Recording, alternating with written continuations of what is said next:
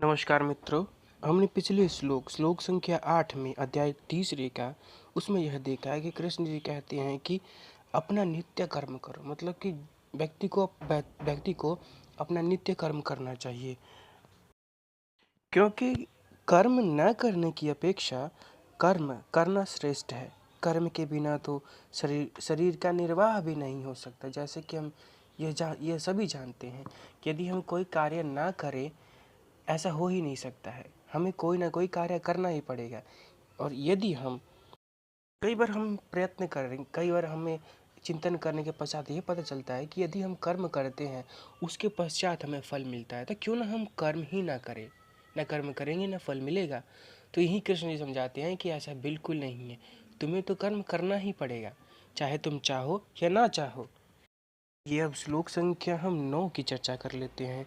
यहाँ पर देखते हैं कि क्या कृष्ण जी अर्जुन को समझाते हैं। श्लोक संख्या 9 में 9 कुछ इस प्रकार है कि अज्ञार्थ कर्मणो अयंत्र लोको अयम कर्म बंधनः तदर्थम कर्म कौन्तेय मुक्त संगम समाचर।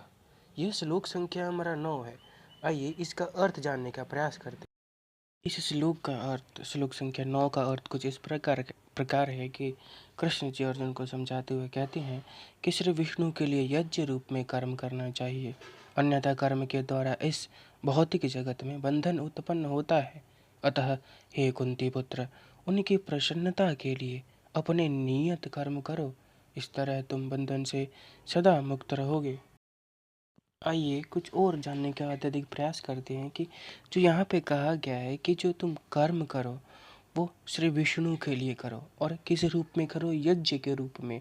जैसे कि हम यज्ञ करते हैं तो यज्ञ में कितनी पवित्रता शुद्धता रखते हैं, और समिधा का चयन करते हैं, और नियम का पालन करते हुए हम वो यज्ञ करते हैं।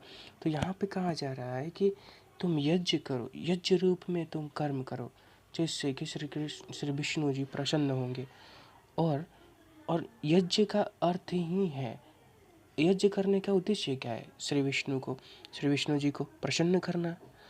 और हम कर्म से भी, और यज्ञ तो एक संविधा वाली यज्ञ हो गया हमारा, एक कर्म यज्ञ हो गया कि हम ऐसा कर्म करते हैं, यज्ञ रूप में कर्म करते हैं, जिससे जिससे कि श्री विष्णु जी प्रसन्न होते हैं।